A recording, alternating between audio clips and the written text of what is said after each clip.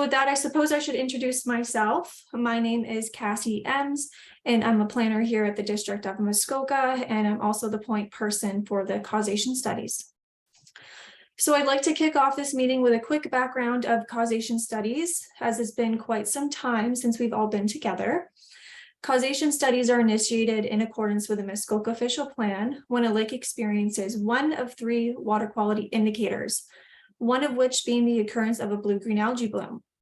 The purpose of causation studies is to identify why the lake experienced the water quality indicator, and in this case, Leonard Lake was chosen for a causation study based on its history of algae blooms over the years, that the lake has a high development potential, and the Lake Association has been very engaged and involved in a number of water quality initiatives. There are 4 other causation studies being done concurrently right now, and while the results of each study will be unique and carefully looked at on a lake-by-lake basis, we also have the opportunity to see if there are any trends or patterns about how water quality is being affected across the watershed.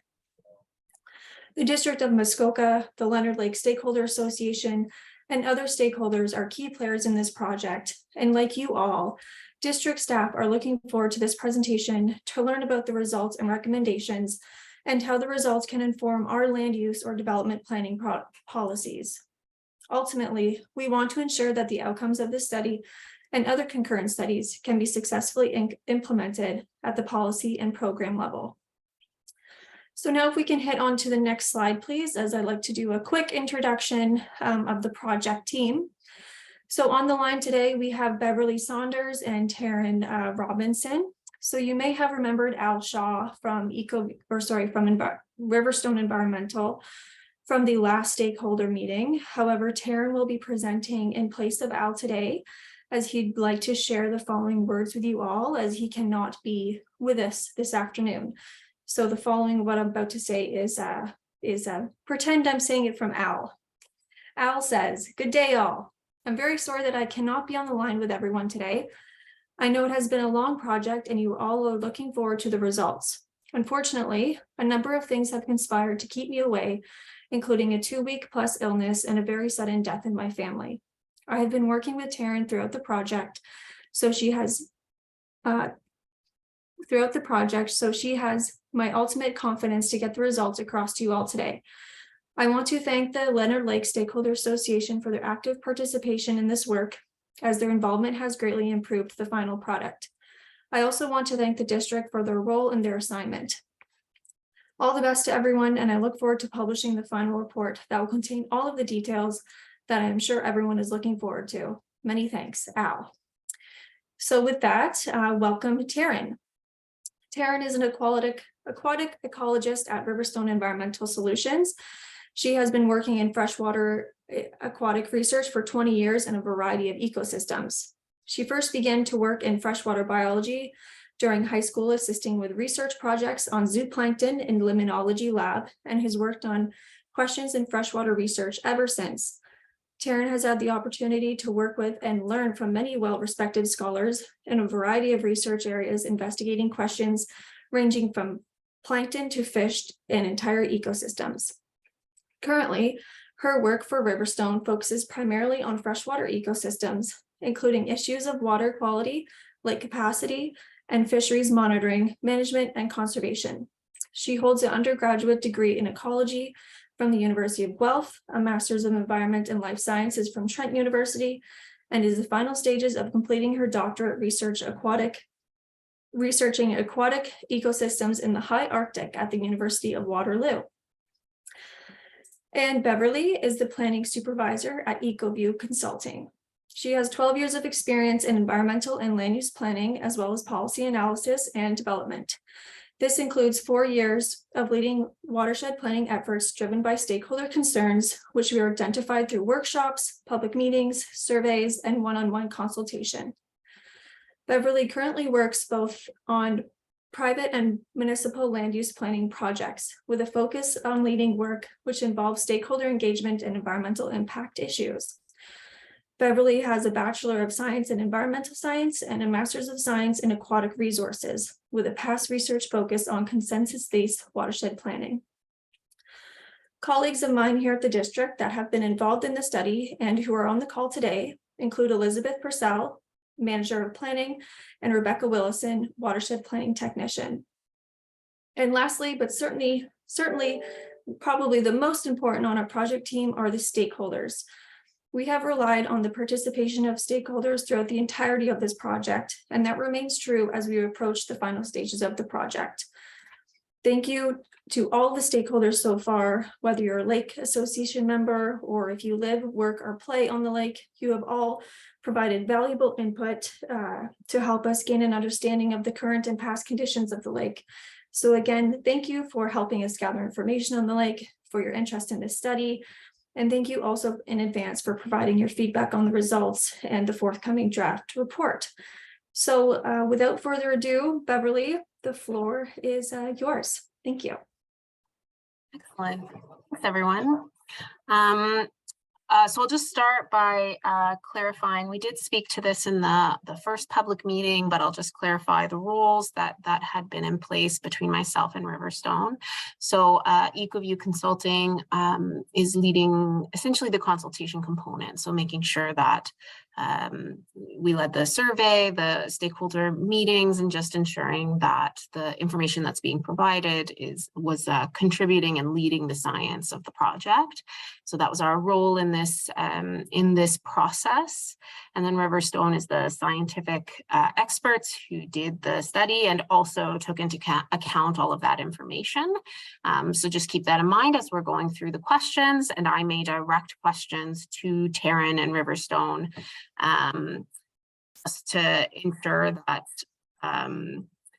to ensure that your questions are accurately answered. While I do have a science degree, I did not conduct the science in this particular study. So we're here to speak more generally to that. And then I'm also happen to be familiar with planning policy in the area, but I can't speak specifically to how this would apply necessarily, because that is the jurisdiction of District of Muskoka, but I am familiar with those policies, so I can speak at a high level to some of that. I'd say next slide, please, Karen. Okay, so this is just housekeeping rules. So we do have everyone on mute right now. Please feel free to post questions, however, and then we'll throughout the information, ideally we're answering those at the end of the presentation. That said, if it's something that I see and I think it's probably worth it for us to just take a quick pause for Taryn to answer the questions in writing, because it'll clarify whatever she's speaking to at that moment, I'll do my best to do that. But just in the terms of trying to make sure we stay on task, or maybe your question is answered later in the presentation, I may wait until the end of the presentation and then we'll just cover them off to make sure we've not missed anything.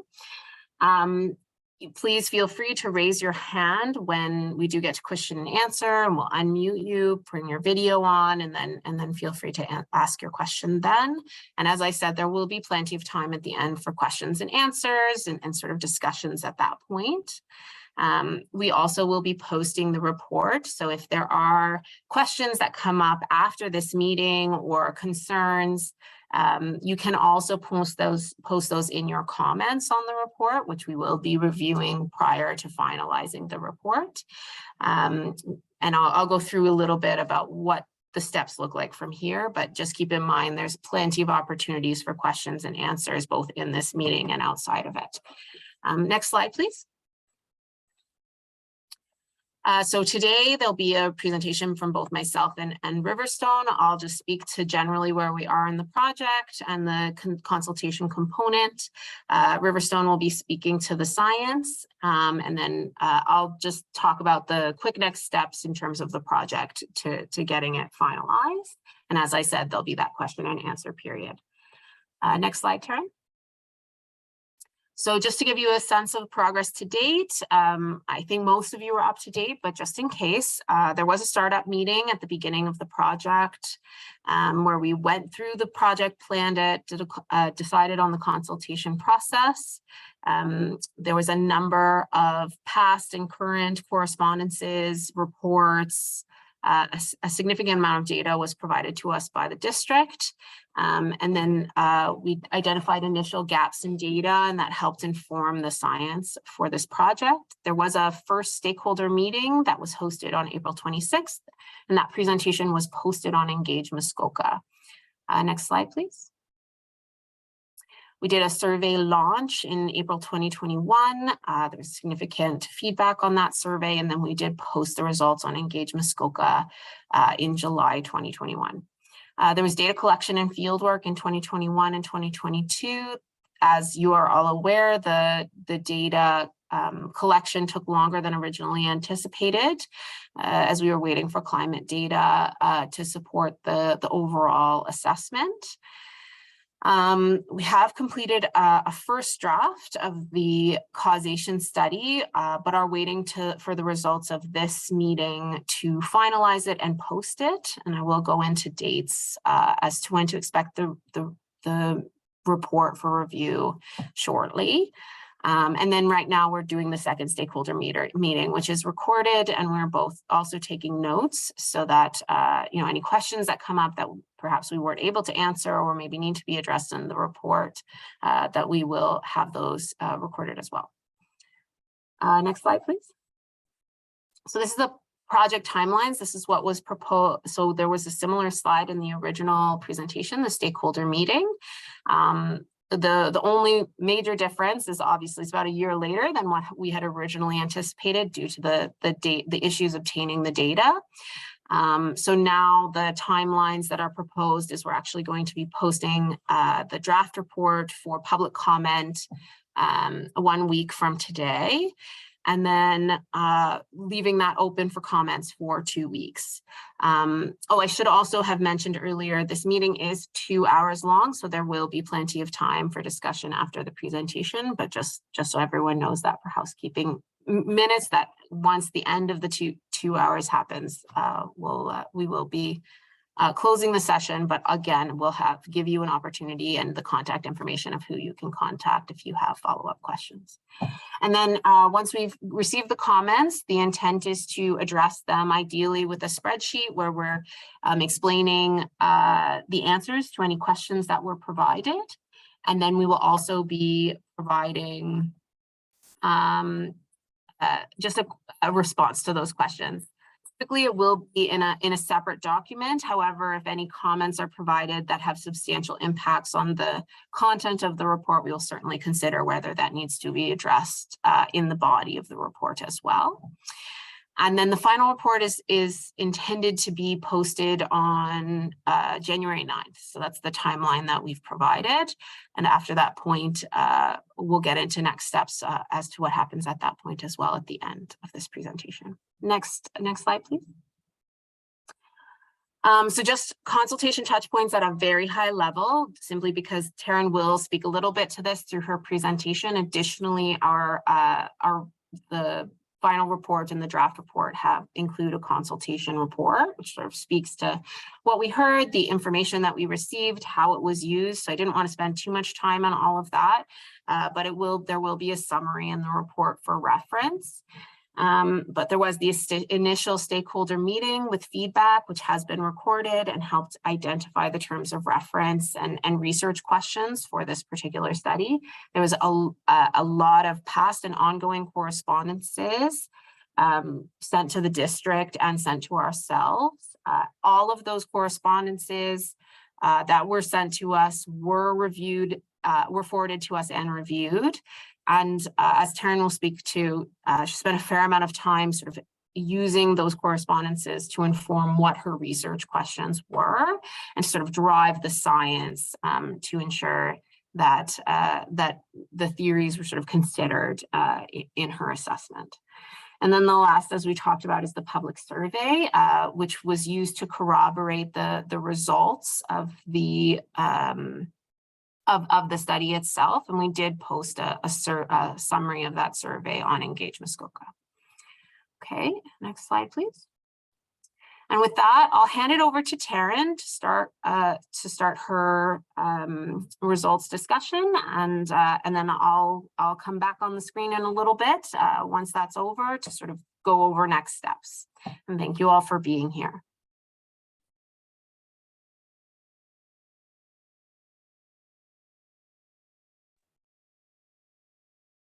Okay, Taryn, I don't know if you're muted, but maybe you go back for a sec.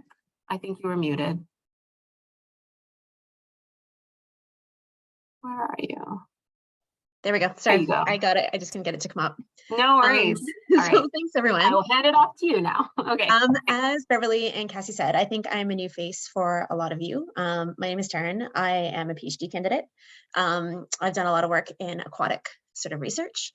And so the way that we have approached this study is perhaps a little bit different than some of the other, I guess, just some of the way things have been done in the past. So our understanding is, as Cassie outlined, that several causation studies have been commissioned by the district. And Leonard Lake was one of them.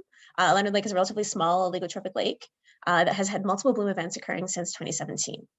So previous sampling by the MECP and the DMM suggests no change in total phosphorus in the lake as a whole over this time period. However, there has been a decrease in water clarity and an increase in dissolved organic carbon. So in general, the way I was asked to pursue this is because of my research background. Al wanted me to go through the literature the way I would if I started any new project and look at all the possible theories, all the possible causes, read extensively about oligotrophic lakes and algae blooms, and come up with sort of a set of hypotheses. And then we would have a look at the data and try to determine what we think are the most important driving factors for the study. So just in case you're not familiar, a summary of the research that we uncovered is that cyanobacteria blooms are extremely widespread. So toxic species have been documented in at least 27 countries and in every single continent, including Antarctica.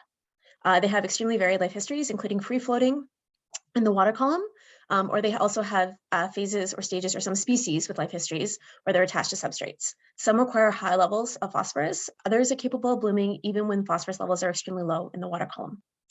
And some species, as I'm sure you're aware, are capable of producing toxins that are harmful to both people and animals. So the mechanisms of causation are varied across species and life histories and actually across ecosystems.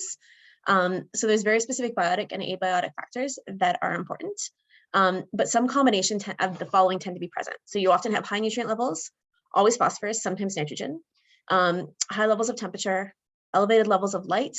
You have thermal stratification, which results in stagnation. So you have water columns that aren't mixing very well. And sometimes trophic interactions, including food web dynamics, can contribute to the formation of blooms. So generally, algae blooms are known to occur when biomass exceeds the capacity for dispersal through biological and or physical processes in the ecosystem.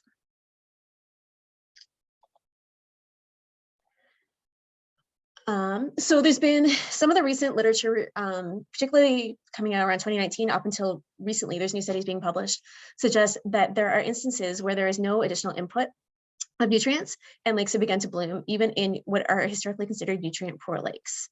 So this is consistent with the idea that the frequency of blooms in oligotrophic lakes globally, so I found studies in like Greece and Scandinavia and throughout the United States, suggest that even in the absence of changes in nutrient levels, specifically phosphorus, that blooms are starting to occur more and more frequently. So the thought of this is some of this is attributed to recruitment from sediments, which is important for bloom formation in low nutrient lakes, and it allows for the transfer of nutrients over time. But additionally, there's a physiological component. So only certain species of algae are capable of forming blooms, and the physiology of the bloom formation is not necessarily well understood. But we do know that bloom forming species tend to have compounds that make them less attractive to grazing species. So these are species that live in the water column that might otherwise eat the algae. So the bloom forming species tend to be less attractive to algae eaters. And also they have the capacity to outcompete non-bloom forming species. So in order to complete this study, as Beverly said, there was a tremendous amount of information. We did review all of it. I had data from the district. I had data from the Lake Partner Program. We reviewed all the correspondence and reports from the Leonard Lake Stakeholders Association and any experts that they contracted. Where possible, we accessed data from the MECP. We weren't able to access all that we had hoped. And then I also read previous reports on Leonard Lake on a variety of subjects. So as stated previously, we know that blooms began happening in about 2017 in Leonard Lake. I know there was reference in some of the correspondence about one historical bloom, but it was some time ago and I didn't have any records on that I was able to review.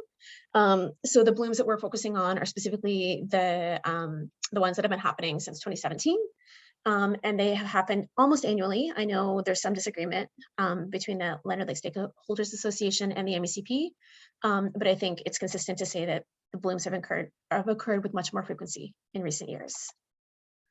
So the species that tend to be the most dominant are among the most toxic cyanobacteria genera. They've been identified in every Leonard Lake bloom. And this species tends to have a capacity for daily migration.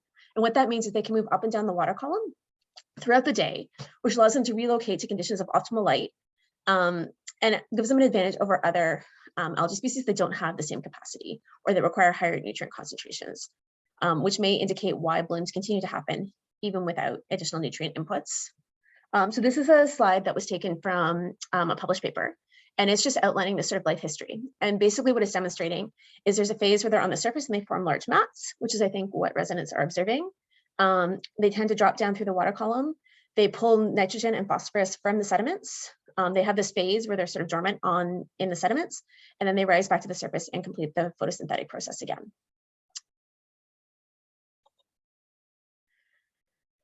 And again, this slide is just to make the point, again, it's similar to the point that I've been making, that this group of species in particular has the capacity to migrate throughout the water column throughout the day. And so the reason that that's important is because they can actually use their carbohydrate production, which is the result of photosynthesis, to maintain different levels of buoyancy in the water column, which means that they can move to where conditions are optimal. So if light penetration is an issue, they can move to areas of higher light. If nutrient concentrations differ among different layers of the lake, they're able to migrate to areas where conditions would be optimal for their growth, making them extremely hard to control. So in terms of causative factors, light is a primary factor. And again, as I just stated, buoyancy regulation allows the species to overcome that limitation, which would be limiting for a lot of species. And in conditions where light is limiting, cyanobacteria species often have the capacity to grow better than other non-bloom forming species, unfortunately. In terms of temperature, we know that growth rates are extremely temperature dependent. We know the significant potential for growth when water temperatures are above 15 degrees Celsius. We know the optimal growth occurs about 25 degrees Celsius. We also know that water temperature directly affects water density, which is directly related to stratification and mixing within the water column, and can lead to areas of stratification. So nutrients, so phosphorus. The relationship between spring total phosphorus loading and summer biomass of algae bloom, algal phytoplankton blooms is well established. Generally, there's three categories. Below 10 is thought to be low risk. Between 10 and 25 is thought to be moderate risk, and above 25 is thought to be high risk. However, it's important to note that with increasing frequency in recent years, reported blooms occurring in lakes with low total phosphorus levels are occurring. And it's suggesting that if phosphorus is limiting, the species that form blooms, so these cyanobacteria species, can outcompete other species. So that's resulting in blooms even when you have low total phosphorus levels. So stratification also influences physical conditions. And in this case, stratification can influence things like the depth of light penetration, the concentrations of nutrients within the lake, and the depth at which species are likely to be located. There's also physical characteristics of each individual lake. And in the case of Leonard Lake, latitude, the shape of the lake, and the characteristics of the water body can also impact thermal stratification in different areas of the lake differently.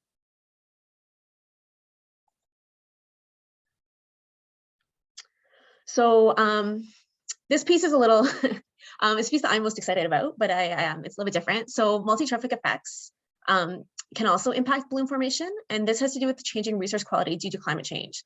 So what this means is things like algae, fish species, essentially the entire ecosystem is potentially shifting as temperatures change. And we know that both microalgae and phytoplankton are extremely sensitive to temperature. And so algae blooms, when they occur, disrupt the flow of energy between trophic levels and sort of what is essentially the food web. So algal nutrient status impacts top-down grazing control. And what that means is that as algae becomes stressed, or bloom-forming species are much less attractive to grazers. So you can sometimes have a die-off of grazing, in which case there's just less individuals available to graze on algae. But you can also have an instance where there are plenty of grazers available, however, the algae is not palatable to those species. And during blooms, it's been documented in a variety of systems that you tend to have a shift in the zooplankton community, and you tend to have an increase in small zooplankton species, and you tend to lose or have a decrease in larger zooplankton species. And this again has cascading effects on trophic levels and the system as a whole. So in the case of Leonard Lake, one interesting factor is that the spiny water flea was introduced in 2001, according to the Amanara. And this is important because it's associated with a decrease in species abundance of cladostrant species, so things like Daphnia that are known to graze on algae. In some lakes, it's reported up to a 50% decrease in historical grazing species. And blooms, in order for them to occur, they require the decoupling of grazing from phytoplankton. And when this happens, it alters food web dynamics and makes it easier for algae to grow. So based on the literature, we concluded that when conditions are favorable, and this includes nutrient concentrations, temperature, light, and thermal stratification all occur concurrently, lakes will be prone to bloom formation. However, blooms can still occur when phosphorus is low if other factors are ideal and bloom forming species are able to outcompete non-bloom forming species. So in this section, I was just going to go through, we made a few graphs just to show you general trends of the water quality in Leonard Lake. This is predominantly using the District of Muskoka data that was provided to us. So this figure is at Station 1, and I believe there's a map showing where Station 1 is, but it's sort of the sort of northern basin of the lake. And it shows generally a fairly steady total phosphorus level. In fact, it's slightly decreasing over time. This is Station 2, so this is the southern basin, and it does show quite a sharp spike.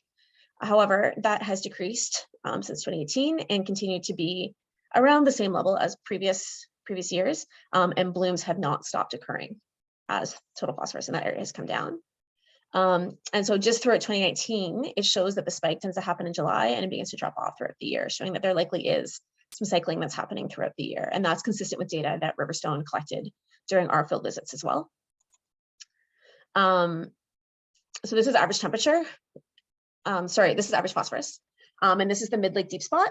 And it just shows, again, that it's variable throughout the year. So it's not that there's a clear trend where phosphorus is increasing across time that can be directly associated with the onset of blooms in Leonard Lake. Calcium, this data, I know in some of the correspondence, it was alluded to that calcium was declining. In the data we have from the district, and it was consistent with reports you read from the MECP, it appears that calcium is staying reasonably steady between 2 and 2.5, slightly over in 2009 there. So we don't think that a marked decline in calcium is likely the primary driver of the bloom onset in Leonard Lake. Alkalinity is increasing across time rather substantially. If you look from 2007 to 2019, this is often associated with a decrease in water clarity, which is consistent with observations from residents. And pH is following the same trend as alkalinity. And so this suggests that there's perhaps a recovery from previous acidification events. But again, there's nothing here that would suggest that this is somehow responsible for the blooms occurring in Leonard Lake. Secchi depth is quite variable, and that may be in part depending on who's collecting it at the time. But it, again, it's been fairly consistent for the last several years, definitely prior to bloom onset. It had sort of leveled out. There's some increase in visibility, but nothing that would consistently explain bloom onset. So one area that we think there may be some causative factors, it has to do with wind speed. We struggled to get the wind data that we wanted, and we waited quite a while for it. In the end, we ended up using data that was provided to us by Hutchison, that they were able to attain from a governmental organization that was not the MECP data we were all hoping for. So in the data we obtained, there was no clear association between wind speed and bloom events. There was one small blip in 2017, right before the October bloom in the Harp Lake data that suggested that there was a decrease in wind speed and then blooms occurred. But otherwise, there was no trend that was of any use to us. But it's worth noting that this wind data was not specific to Leonard Lake. And each time we were on the lake collecting samples, we noticed marked differences between different basins of the lake, particularly in the sort of the southern basin. It was always much more sheltered. There was much less wave action. There's much less mixing than in the sort of more open areas on the lake. And so there may be site-specific differences in wind that is contributing to the bloom formation. We just didn't have the data to measure that or quantify that. So essentially, the sort of causative factors that we were able to identify, climate change is a major driver, and that's just because globally, oligotrophic lakes are blooming. And so it's unlikely that it would be affecting the entire world and not be affecting the District of Muskoka. And specifically, oligotrophic lakes are blooming more frequently as a result of marked change in climate. Second, we thought stagnation stratification, particularly in the Southern Bay, was likely a contributive factor. And this is, again, associated with a lack of wave action. It's a more sheltered area of the lake. And it just likely isn't mixing as well. It's also a much more shallow area. Potentially trophic shifts were contributing. So bloom forming species have been replacing non-bloom forming species. And once they take hold in the environment, they're able to outcompete non-bloom forming species. And there's likely been some decoupling of grazing and phytoplankton associated with the introduction of the spiny water flea and just the less palatability of the more toxic species. And there's something that's referred to in the literature as priming of the water column. And what this means is once blooms have happened, the nutrient sort of, I guess, distribution within the water column changes and the nutrients available change, and it becomes more and more favorable to bloom forming species. So it's easier year after year for blooms to keep occurring because the water column has essentially been primed for that to happen. And the final causative factor is potentially nutrients. We think it's really unlikely that sort of phosphorus input is the thing that's driving bloom formation. However, there are periods of the year where there is high levels of phosphorus in the station 2 water column. We think this is likely due to internal loading. It seems to make sense alongside all of the other data. And we think it's really important to note that there can be no further addition of phosphorus, and it's still possible with this species presence that algae blooms will continue to happen on Leonard Lake. So we have several recommendations and sort of next steps that we've obviously outlined in much more detail in the report, but sort of a brief or sort of general overview. We recommend ongoing monitoring of water quality in Leonard Lake. And this can be accomplished through citizen science. There's no reason that volunteers can't continue to collect this data. The thing we would emphasize very strongly is consistent sampling sites, dates, and methods. So there were many instances in the data where, or maybe not many, but some instances in the data where different sites in the lake were collected on different days. And so it was difficult to suss out sort of background environmental variability from trends just because of the manner in which some of the data was collected, or method changes, or site changes, or location changes, or any of those things. So I think it's critical that if you're going to invest the time and effort into collecting data, that you pick a few sites, those become your consistent sites, and the entire lake is sampled on the same day, consistent seasons throughout the years, and it's done in a way that over time will allow you to accumulate the kind of data set that you would need to make meaningful inferences. We think it might be interesting to replete zooplankton. There was pretty extensive zooplankton sampling done in the 1980s by the MNR, and they characterized what was in the water column at the time. Again, this could be done through citizen science, and if you're sending samples away to your experts, it may be advisable to send a zooplankton sample as well, just to have them ID what's there for you and see if there have been marked changes in zooplankton species across time. There's not necessarily a whole lot you can do to correct it, but it might provide some answers as to why you're seeing the changes you're seeing in the lake. We'd also recommend paleolimnological lake sediment analyses if you're wanting sort of more definitive answers. The challenge, while there was a tremendous amount of data, there was a lot of duplication of data, and sometimes there was just a lot of variability in the data that made it difficult to do the kind of analyses that I, coming into this, had hoped I'd be able to conduct. Things like robust statistical analyses, looking at interactions and that sort of thing. And I think that a paleolim sample might allow you to have the sort of time frame you would need to answer the kind of questions to the level that you would be hoping as a lake association. Additionally, we recommend taking site-specific wind measurements, particularly at stations 1 and 2, because I suspect, or we suspect as a company, that there is likely a very big difference in terms of the mixing action in the different areas of the lake. And I think that would probably provide more information than sort of a generalized, Muskoka region wind measurement that is not at all specific to Leonard Lake. And we also recommend that law-specific recommendations that are already in place be implemented. So areas that don't have a vegetative buffer, we think it would be ideal to sort of reinstall that.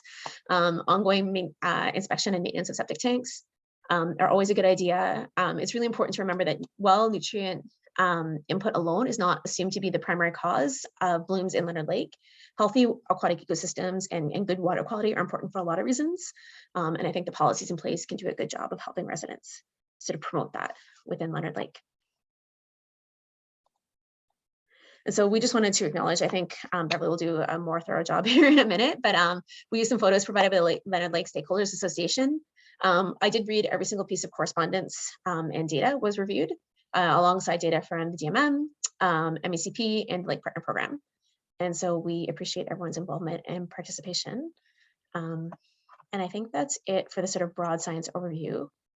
Back to Beverly.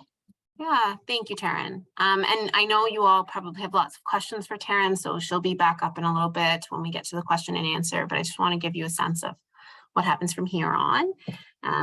So as I said, we do have a draft report ready, but we are updating it based on the results of this meeting and just making sure that it's got everything that needs to be included. So the commitment is to post that 1 week from today, and then it would be open for commenting for 2 weeks after that, for you to provide questions or comments or anything that you think was missed so that we can review that. And as I said, we're likely going to compile those comments and provide responses to them unless one requires, unless one necessitates a significant update to the reports. The target date for finishing the final report is January 9th, 2023.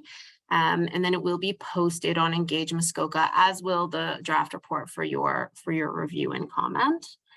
And the intent is to do a presentation to council early next year with the results, and for there to be discussion in the interim of sort of what this study means specifically for Leonard Lake. But I understand that the district is also having discussions overall about the trends related to the overall causation studies as well, which was outside of the scope of this particular study, but we're certainly available to answer questions for them as they're sort of asking some of those questions. Go to the next slide, Taryn. I think that's it. I think we're going to questions after this, but I just want to make sure. Yeah, okay. So that's it for now. So we'll open it up to questions at this point. As I said, like if you're not comfortable, speaking or putting on the screen, we can also accept questions via the chat box. Either way, we would just read the question out and then find the most appropriate person to answer that question. Alternatively, if you look at the bottom of your Zoom screen, there's a reaction symbol, and there you're able to raise your hand. And if you do that, I can unmute you and turn on your video if you would like, or you can turn on your video if you'd like, ask your question, and then we proceed from there. The thing I would request is we are recording all of this, and so we do want to just make sure we know who's speaking and their interest within the lake. So before you ask any questions, if you are able to just say who you are and what your interest is, then that sort of gives us context, and then we can go from there. So I'll leave it to participants to raise their hand if they have any questions or concerns. Great. Got Mark, so I'll start with Mark, and then I see Steve has his hand up, so I'll unmute you after Steve. Okay. Oops. Hi, Mark. Hi. Go ahead. I don't know if my video's on. It doesn't seem to. It's not. Would you like me to turn it on? Sure. Yeah, why not? Okay, perfect. Hi. Okay. So my name's Mark Scarrow. I'm on the lake. I happen to be the association president. Been on the lake for 55 years or 56 years now, I guess. I just wanted to just understand this timeline a little better. So January 9th is really just around the corner. Are you suggesting that there would be a final report locked up and sealed and ready to go by January 9th? That's the target, yes. So the idea is we post it Monday next week. We leave it open for 2 weeks of comments. Certainly, if we find major comments that require additional, we'll defer to the district as to whether they would like to postpone that date, but that is the target date for us to be finalizing it first week of January, providing responses to the comments, and then having it ready to go, essentially. Yeah. Okay. I'm sure we'll hear from some of the other people on the Lake Association board, the water quality team. Some of them are present today, but I'm sure, yeah.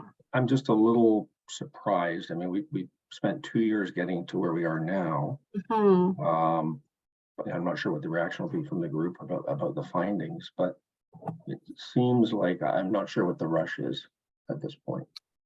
I'll defer to the district, but essentially there were commitments made to council that a report to council would move forward next year, and so I think the original intent was to have the final report done. Certainly that comment is noted, and we recognize that you will be providing comments through this process, and so we would assess at that point and maybe talk to the district if those are comments that we can't address within that timeline. But that was a requested timeline from the district. So Cassie, I don't know if you have any other comments for that, but okay, so fair enough. yeah. Just a Cassie, you don't have follow-up anything else to add to that in particular? I think you really summarized it all, Beth, but I think, Okay. Yeah. just to add a little bit to that, Mark, I think the bulk of the draft reports have already been completed. So I would say quite a lot of the legwork has already been done. So at this point, we are just putting the final, well, like Taryn and Beverly and Al are putting the final touches on the reports. And we're going to have a look at them. You all are going to look at them. So I think with that time frame, about a month and 2 weeks, I think that it's pretty attainable to get all of the T's crossed and I's dotted per se. Mhm. Okay, so a follow-up question is, maybe we can even go back to the slide, which I think was the conclusion slide. Sure. There were 4 or Taryn, do you want to 5 bring it up? Sorry. Yeah, there were 4 or 5 points there. Maybe it was 4 points. Is there a ranking there? Taryn, are you on the line? Sorry, I'm going to ask to unmute you. Just 1 second. Sorry. Wonder if he's having an issue. Taryn, are you there? Yeah, so I guess what Sorry, I'll have her. Yeah. I'll see what's happening there. Just give me 1 second. Sorry, yeah, no, it won't let me PowerPoint and it was interrupting again in a Oh, moment. okay. So sorry. No worries. Do you need me to bring it up? I have the presentation as well that I Sure, if can. you want to bring up that slide. Okay, let me do that. Um, And then she can answer the high level questions in the interim. Just 1 second. So certainly climate, I think, is the most, just because of the global, like it literally is everywhere, like it's a global trend. So certainly climate change is probably the predominant driving force. It just makes the most sense because we're seeing it across so many lakes, right? They've done really extensive modeling. It seems to be quite well supported in literature. So I think that's probably the most important. There's not a lot, the spiny water flea, their impact on the decoupling of grazers instead of top-down controls. And when I say top down, I mean the capacity of zooplankton in the lake to keep algae in check hasn't been super well documented yet. They're still sort of, it's kind of in progress. Like most of the papers I was reading were from 2020 and 2021. So that's why I said it might be interesting for you to do some zooplankton studies and to sort of follow up on that and then just watch what comes out, because I think they're just starting to recognize that that might be contributing. I think it's always an incredibly, like, I think it's an incredibly complex system. I think it's an incredibly complex interaction. Like I said, I would have loved to run like a huge statistical analysis where I could look at the interaction effects and actually quantify that for you. I just, I didn't have the data to do it, unfortunately. I took it, I have a statistics model coming out shortly. And I had my friend who is an expert in that field have a look at it with me, and there just wasn't, he's a professor, and there just wasn't anything I could do, unfortunately, with that. So we kind of gave you the things we thought you might have some control over, essentially. You're speaking to this slide specifically, right, Mark? Oh, Yeah. sorry. Yeah. This one Yeah, here. I just, Contributing factors, yeah. Yeah. I guess the question was, are they ranked? And I guess they are. So your Climate is position the one that's the top. The others I would say Mhm. are probably of equal importance. and your next, so the next most important factor for you is the stratification and the stagnation. I suspect, I mean, it's really, every time I was at some pretty horrific weather sampling, like well after you'd taken the dock out, we were out getting samples. And it's pretty sheltered around Station 2 there, like, and where some of the blooms are happening in that southern bay. And so I think based on the physical characteristics of the lake, that area is always going to be more prone to blooms. And did you do anoxia testing? We did, yeah, we did that throughout. And so there were periods where it was quite anoxic, but there were other periods where the oxygen was great. And so it tended to, it was linked directly to stratification. So after mixing it happens, the whole water column was oxygenated. The colder the water, the higher the oxygen, which is consistent with what you usually see. In sort of October, September, around the time, like right after the blooms, it was quite anoxic. But And again, then it's shallow. Did you and take sheltered. phosphorus then down at the bottom? Did you take phosphorus readings? We down at those did. There was anoxic? a bit of a mess up with the labeling, so I didn't want to include the figures in this. I'm having Al have a look at them again. Phosphorus levels in the water column in station 2 are extremely high at times. But again, that could be internal loading. I did a lot of reading just to make sure that there wasn't anything else I had missed. And we suspect that with this species and their capacity to pull it out of the substrate, and even actually with the fish community present, some of the fish species have the capacity to disturb sediment and increase phosphorus in the water column. So it's shallow water and it's stagnant, unfortunately, so it doesn't get mixed. So the phosphorus that is coming up is getting stuck in that area. I think if you had internal loading and it was mixing better, you probably wouldn't have the same level of stagnation or the same, I guess, level of phosphorus in the water column, if that makes sense.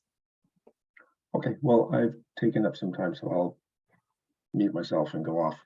Okay. Well, thank you. certainly welcome more questions in the future. Yeah. Steve, I see your hands up, so why don't I unmute you, and Mark, maybe just take your hand down just so that I know you don't have an additional question, and feel free to add it if you have an additional one after. Okay. I'm gonna unmute you. I'm gonna get you. Oh. I can see that. Yeah, I can talk. Oh, hi. Sorry, I'm just gonna talk to Steve first, and then I'll add you after. Okay. All right, great. Hi, Steve. You can turn my video on if you want. That's fine. Sure. Let me do that right now. I just requested add it. So there you go. Great. Good. Steve Rohacek, I'm a resident on the lake and part of the Lake Association Board of Directors. Had a couple of questions. First one was, there's not a lot of good recommendations. Who's going to lead, do this, and pay for this work? It's a fairly significant undertaking. Do you want me to take a stab? Well, I was I can answer if you want. So we try to so the climate science stuff, we tried to sort of piggyback onto what you already have going on with the Lake Partner Program, because if you're out there anyway, those values are being taken. We think they're worth continuing, but potentially simplifying the sampling program so you have more specific sites that are reproducible in the long term. The paleo limb stuff is significant. And I've chatted a little bit with the district and I've offered to chat more with them. I personally think it would be brilliant to have to partner with someone to do some of that work, because I think it's of interest to sort of academics. And there may be some capacity to do that at low cost at some point in the future. I think the rest of it is all. I don't see how this works. Oh, it's okay. I just have your name, Kylie. What I'll do is unmute you in just a second, and you can ask your question. Okay. Great. Sorry. Continue. Can you go to the recommendation screen just so I can speak specifically, Beverly, if that's okay? Yeah. 1 minute. And to be clear, we're not saying you should necessarily do any of the things. I'm saying if I was in charge of the Lake Association and I wanted data, this is the data I would want. Obviously, it's within your own discretion what you want to pursue. The zooplankton sampling, if the lake partners are out, boring a net is not difficult. You literally throw it in and pull it up, so it's not too rough. And if you're setting up samples for algae anyway, the cost wouldn't be excessive. But again, it's only if you're interested. If it's not something, you can't fix it anyway at this point. The species is there. You're never going to get it back out of the in all likelihood, you won't be able to remove it from the water column. So it would more just be if you wanted an explanation, more so than something you could do anything about, if that makes sense. Yeah, I guess it's more of a comment. Like we're a volunteer group. Yep. So, the lake residents end up paying for this. So of course, yeah. Some support from the district, if this is what is being recommended, but will be required. So I'll just leave it at that and maybe move on to my second question. Mark covered off my dissolved oxygen one, so I'll leave that. Okay. I guess as a general question, you look at the lake health program at the district and you look at the water quality model, and it's totally predicated on total phosphorus, and they've got a lot of stuff in there. Obviously, what's happening on Leonard Lake, I don't think aligns very well with the current model. Yep. In terms of predicting, how the lake will react to total phosphorus and bloom formation. Are there any recommendations as to adjustments that might be made such that the model would be more applicable? I think the model itself, the district, is a question for the district.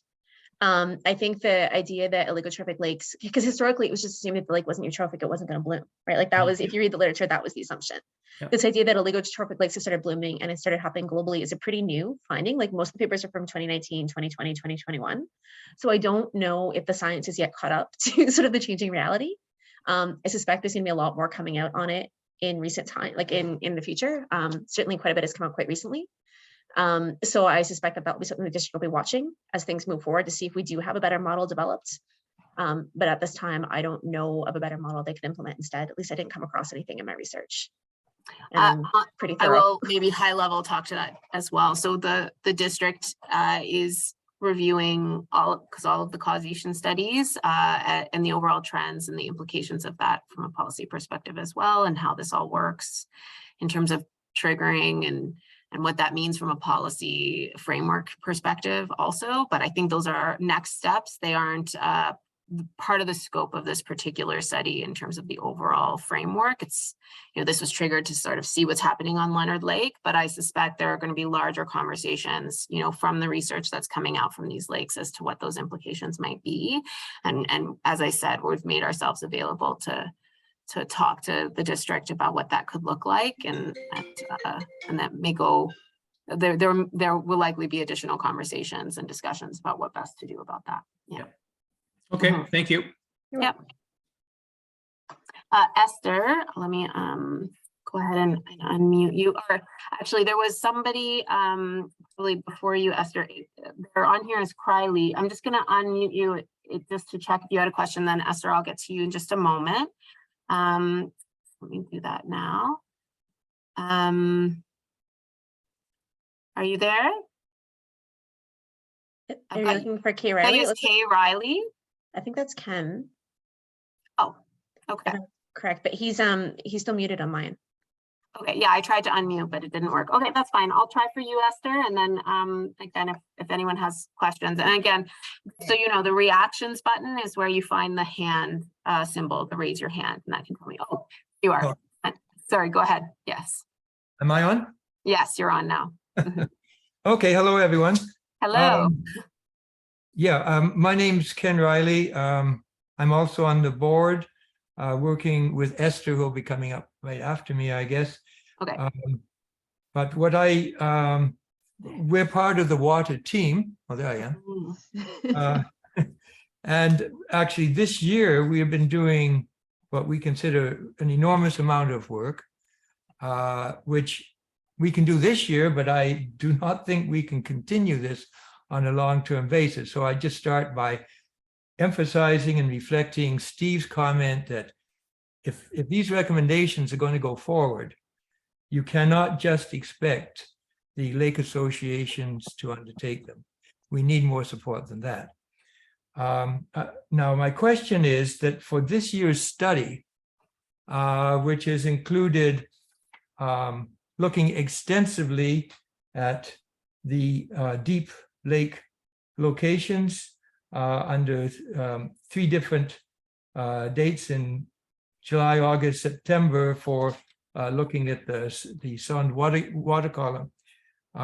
We have found some very interesting data, we feel, basically confirming that there is not only anoxia, but internal loading, both at the mid-lake site. This is very close to the district site 3.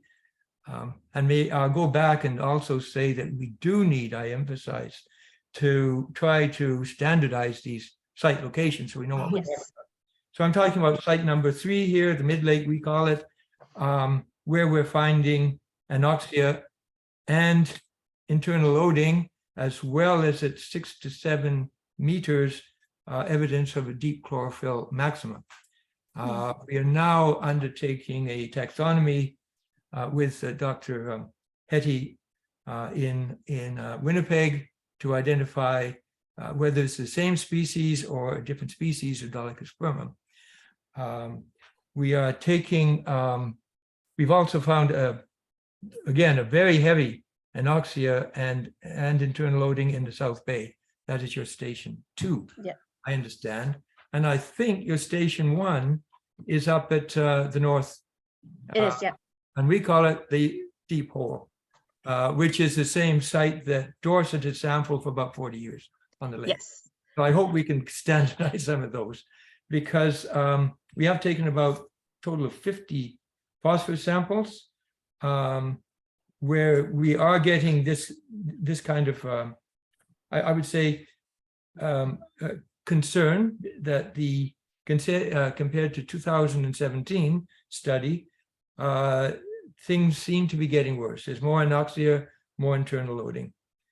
Turning to a second part, we have found that there is, in 12 runoff sites, that there is about 5 to 10 times the phosphorus levels compared to the deep lake running into the lake at those points. And looking at the near shore, There's also elevated phosphorus associated with the blooms, which we have been finding this year. I think I mentioned to Cassie that these have been occurring from the south, in the south, at the boat launch, what we call it, all the way up to the north part of the lake on the west north side. There's been a great amount of the periodic blooms occurring, disappearing. The other thing we've been able to do is associate fluorimetry. This is with these, and we found elevated levels of phycocyanin, which is the pigment which specifically cyanobacteria produce. It's been associated with these, so we can identify very particularly, specifically, when those are about to occur, when they're occurring, and when they are starting to slow down.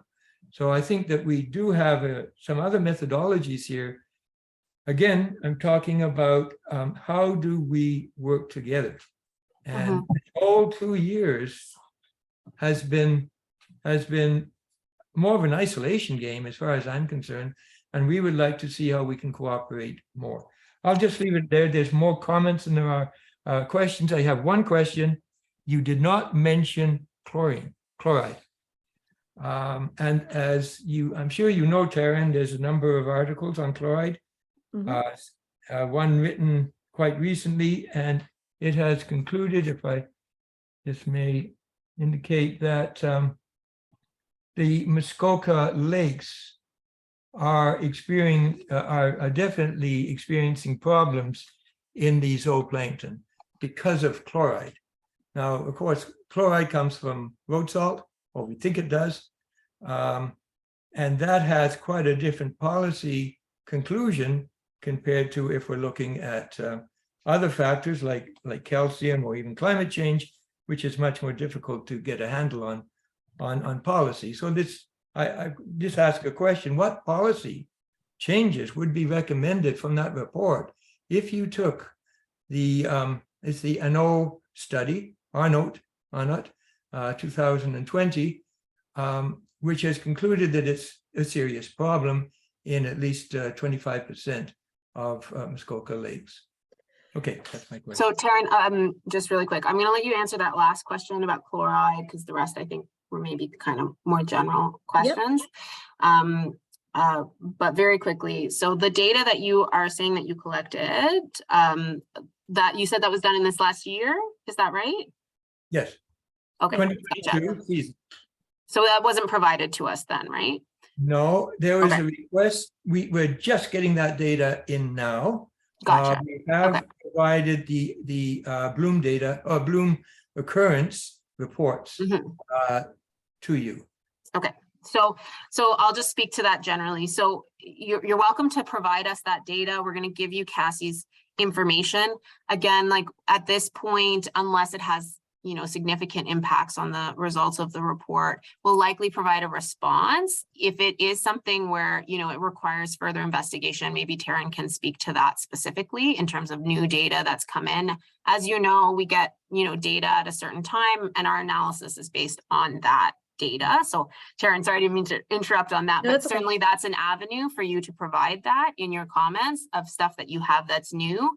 And we can at least take a quick look and either decide if that's, make a recommendation that that's something that needs to be looked into, or say, yeah, that corroborates what we found, right? So I'll let Taryn maybe speak a little more to that, but that is an opportunity at least to make sure that gets sent over, I guess. Taryn, if you have any other comments on that, feel free, but I'll also let you just answer those questions in general. Yeah. Sure. So I do have a couple. The first one I wanted to say is about the recommendations. So to be clear, I was tasked with finding things that you guys could do if you wanted more information. I'm not necessarily saying you need to do these things, or that, like, for example, zooplankton study, I think will be fascinating. It might give you some answers. Is it going to give you actionable steps? Probably not. So if you're concerned about money and resources and investment, the ones to really focus on are implementing things that will improve the water quality, which is implementing the existing policies for the lake. And then what you sort of emphasized and what I've been emphasizing is just consistency across data sampling, because there was a tremendous amount of repeated data, but sites that were different. So it wasn't that useful. And so it was disheartening to think about all the investment in terms of finances and time and effort that have gone into data that I couldn't necessarily do the kind of analyses with that I would have wanted to had it been collected in a more consistent way across time.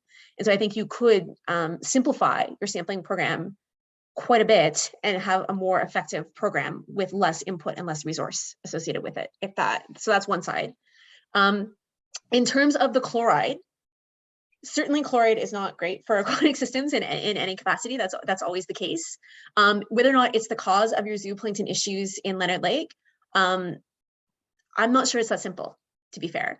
You have invasive species. I'm doing some other work with a former senior scientist at the TFO who's currently a prof at U of T. And he's saying that climate-associated range shifts in terms of fish species, in terms of zooplankton, even in terms of sort of plant species, has been documented. And what that's causing is known as hyperabundance. So you have hyperabundance of predators, which is then picking off things below it in different ways than they have historically. So certainly, I'm not going to rule out chloride. It could be a factor, but it's probably not as simple as saying chloride is what's causing zooplankton issues in the lake. It's probably significantly more complex than that. Unfortunately, I don't have a lot of easy ways that you can fix that, as it's a complicated system, and it kind of, ecosystems, once they're in there and they've been altered, sometimes they're hard to undo. Yeah, I guess I don't know if you have anything else specific. And then to your question on policy implications.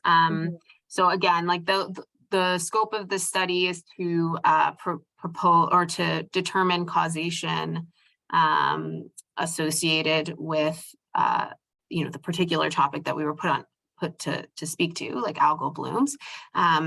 So basically the results of this don't have necessarily policy implications related to land use development, for example, because they aren't showing that the development or that the algal blooms are that development is the primary trigger for the algal blooms, just because the nutrient levels have been fairly stable. Is that right, Taryn? I just don't want to misinterpret that statement. Can you say it one more time? That the nutrient levels have been fairly stable, and so you aren't attributing development as the primary driver for the algal blooms, correct? No, right. Right, yeah. So so naturally, this study is a scientific study. There will be discussions with District of Muskoka as to what that means from a policy perspective. It is my understanding that Leonard Lake has some new policies that are coming out in their local official plan, which, are unrelated to this causation study, which have restrictions on development. So that I can't, I did talk to the district. We don't really see this sort of impacting those policies. And so it's kind of difficult for us to talk overall about what policies will happen at this point. That's a further discussion, but it does sound like you guys are doing other things related to policy implementation and changes for the updated local official plan as well. So I think, even though it's not a cause of cyanobacteria or of the blooms that we're finding, it's certainly that there's lots of other policy items that you're moving forward with. For example, I think you had used recreational capacity as a reason to address that. So all to say, I'm not sure this causation study is the reason those policies should exist, but that's not to say that those policies shouldn't exist for other reasons, right? And Taryn and I had talked a fair amount about that certainly there's reasons to protect your watershed for lots of reasons, and it doesn't necessarily have to be to prevent algal blooms. So, yeah, I guess that's the long answer to your question. It's a more difficult question, and it wasn't within the scope of this study to get into the specifics of all the policy implications, and that will likely be the municipality or the district who makes those calls, and eventually the township. Yeah. But we have made ourselves available to answer questions to help in that discussion. So does that answer all your questions? For now. Okay, for now, perfect. I can get several more, but There's three Yeah. others, so we'll get those first, and then we'll come back in and go from there. Okay. All right.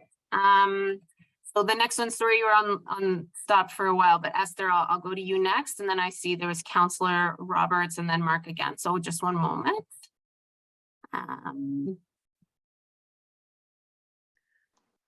Okay, Esther, can you? Yeah, you're good now. Okay. Okay, Hi. I'll start my video. Mm-hmm. There. Thank you. I'm also on the water team for Leonard Lake and have been for several years. Taryn, you mentioned the fragmentation of some of the data. So there are a number of agencies that have been testing in Leonard Lake over the years. They all have their own protocol. They all have their own sites where they like to sample. Some will sample in one site once a year, assuming that whatever results they will obtain in that one site will apply to the whole lake. And assuming that if they test in the spring, for example, that will also reflect levels of that analyte throughout the summer, which is, these are not always valid assumptions. So you had mentioned, so one of the, as Ken mentioned, we did some very in-depth sampling this last summer, and we didn't just look in one site, and we didn't just look once. We sampled throughout the summer, and we sampled at several different locations, and we found anoxia in the North Basin, in the Central Basin, and the South Basin. Okay. And the anoxia increased throughout the summer.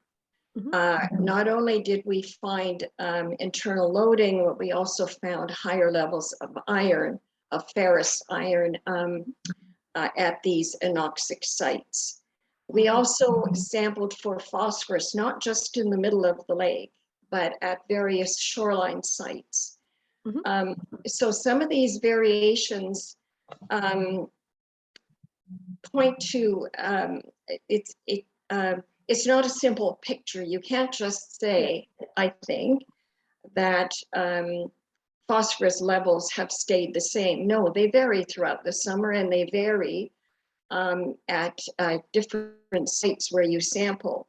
So I want to ask you a question, and it's based on blooms that happened in 2017 when Sue Watson was doing her in-depth study of the lake.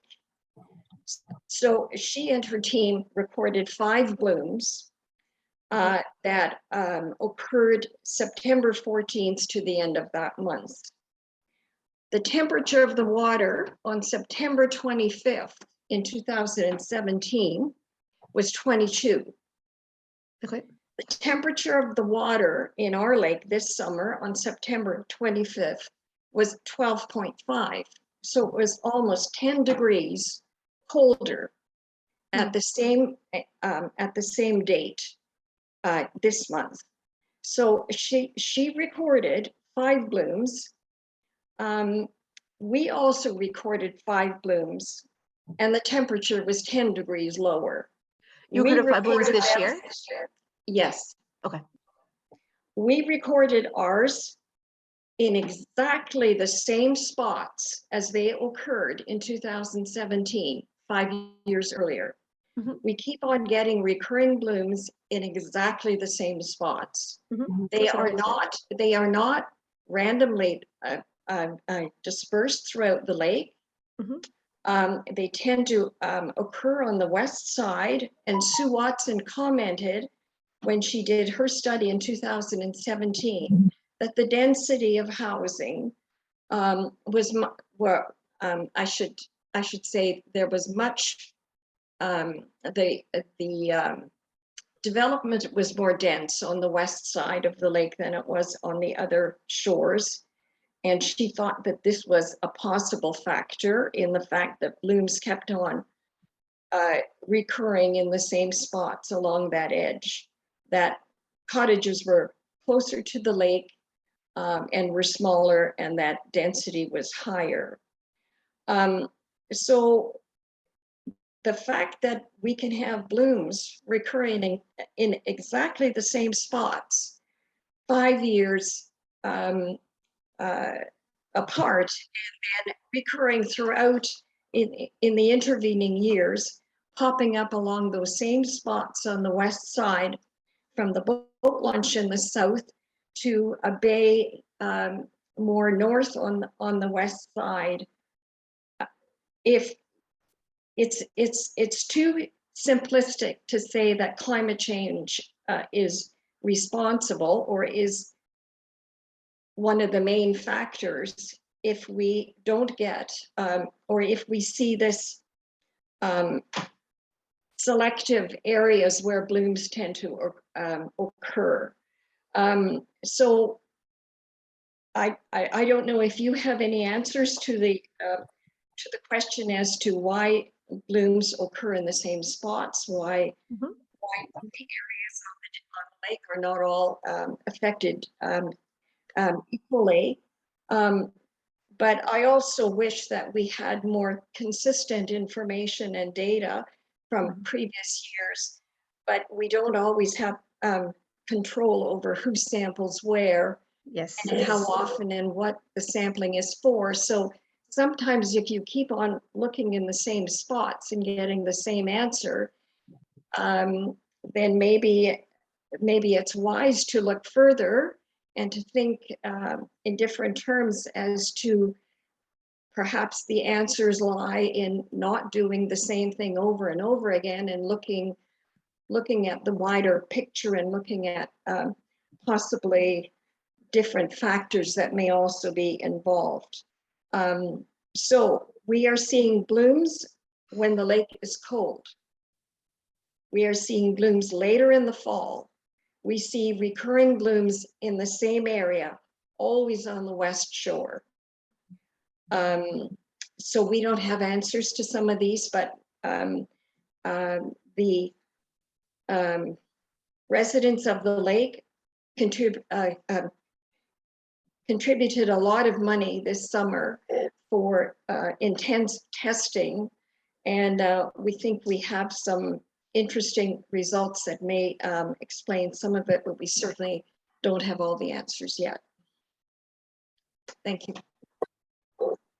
I'll leave it to you, Taryn. A lot of that was a lot of science, but I'll just say the key things that I heard was just the patterns in anoxia, the cold temperatures comparative to the 5 years ago, the West Shore, and then the fact that the blooms are all happening in the same place seemed like the key sort of items, but then also just, you know, the value of having it in the same spot as well was, I think, an overarching question. So maybe you can start with those, and hopefully we've answered all your questions by the end of it, Esther. Okay. Thank you. So I agree that the value in the same spot over time would be helpful. That was one of our recommendations, is that, you know, agencies, and I know that it's difficult and we don't have control over agencies necessarily, but it would be helpful if fewer sampling sites were selected and they were sampled consistently across time. It would be a better way to measure. And I think it would provide more information. I obviously haven't seen the data from the summer, so I'm not sure. I'd want to see how it was. I'd want some more information. Like I'd want to actually look at the data and see if I saw any trends and sort of, you know, across the backdrop of other things before I can comment on that. But I can tell you that probably the reason you're seeing it in the same spot is this priming the water column effect that I was talking about. So we're not solely blaming it on climate change. I think climate change is causing blooms globally. So I think it would be naive to rule it out. I think it's also not as simple as the climate on the day that the samples were taken. It's often the climate leading up to in the season and what's been going on in that season, sometimes for much longer than we realize, because there's processes happening that are using nutrients and changing the structure and the chemistry of that water column. So that's something to consider. And this priming of the water column idea, what it's saying is once a bloom has happened in an area, you've kind of removed a lot of the species that were using up some of the nutrients and holding the non-blooming or holding the bloom forming species in check. And then once that's started, those areas become more and more likely to bloom. And unless there's some way that that's getting mixed with the sort of larger lake and the components, for lack of a better word, in the water column are getting dispersed and they're sort of staying in those areas are going to be more and more prone to bloom. That's exactly what I would expect. Is that once it's happened, because now you have those species having established themselves, right? They have a foothold. They're able to outcompete other species trying to move in. You don't have a lot of mixing or distribution in terms of the chemical components of the water column. And so it is more likely that you're going to get blooms. I'd have to look at the season temperature data to be able to say more about that across both seasons and see if it's been Like, were you out on a cold day? Was it, historically warmer? I need more information than a single sampling day and a single temperature to be able to say much, about that. But it doesn't surprise me that you're seeing blooms in the same locations, if that is of any. And we obviously go into it in a lot more detail in the report than I could in the slides. So I just tried to pull a few slides for graphics to show you the trend. There is a very well-established relationship between spring turnover phosphorus and blooms later in the season. And so that's why some agencies are measuring in the spring, is they're trying to take a measure. And I based on the data I have, I think they're taking a measure at a few different spots usually and averaging that data. But that's why they're doing that, is because there's a well-published relationship that goes back to, I believe, the 70s, where they know that if spring turnover phosphorus, total phosphorus is high, you tend to have a higher probability of a bloom later on. So that's what they're looking at. I mean, it's great that you guys are able to go and look at other sites and have that information. And hopefully can help provide more answers. Like I think, I mean, again, like we can't expand the scope of the analysis to include a whole additional data set that wasn't provided originally, but at least she can take a look and maybe make a recommendation that, yes, this seems similar to what we have already, or we would recommend this be done or something like that. And so certainly provide that data as part of your comments, to just be like, hey, we received this, or we have this information. And then I'm not going to commit Riverstone to doing additional analysis of more data, but certainly acknowledge that a lot of work went into that. So we want to make sure that we at least have it recorded. Okay. Okay, great. Thank you, Esther. Did that answer your questions? You okay if I move on to the next individuals? Go ahead. Perfect. Thank you so much for your comments. Okay, Counselor, I'll go to you next. Just 1 second. Let me share your screen. Okay, go ahead. Thank you. I'll just start my video there. There we go. There you go. Okay, I am the counselor for the area of Ward B, which Leonard Lake is in, but I'm also a property owner in Leonard Lake since the 70s. I was the second citizen scientist to be enrolled back in the 70s. I took over from Jim Cuthbert, where I'd collect it on a Sunday night and I'd drop it off at the M&R on Highway 11 when they used to be down the highway. So I've had a great interest. I've been involved with the water testing right through until up to, I would say, up to 2018, very heavily involved in the water testing. So that's my background. Okay. What I'm shocked at, and I know Ken and I, back a few years ago, we established, or through Ken's guidance, we established the sites and placed out buoys. So we could be consistent. We have a team now of actual scientists, very informed scientists on the team that are doing the collection. So I'm not going to speak to too much other than I think there must be a cross-reference in the report between the district locations that they and the causation sites and the Leonard Lake sites. There should be, if you call it site 2, we call it deep hole. That should be in the report. There should be some sort of, we cannot go back and talk to the other groups that do studies on the lake, but at least the 3 groups, the causation study group, the district, and the Leonard Lake stakeholders should all agree on the 3 sites that they're going to start testing at this point going forward. I think that's fair. Okay, that's what my thoughts are. So then we can all be on the same page. Thank you. We've tried to reference in the report, I've tried to say like Leonard Lake, like so that you know where the data set came from, so you know which set I'm referring to, or MECP from this report, or from this spreadsheet, or DMM from this spreadsheet, so that you know what we're referring to at any given time. But yes, consistency among sites would be fantastic moving forward. Thank you. But I think we should, I don't know if there's anyone on the call. There must be someone from the district here.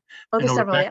Rebecca, but we should all agree with the results of this causation study going forward. At least these 3 groups of the causation study is a defined start and finished. you were contracted to determine the cause, not the next steps or who's going to pay for it, but the cause.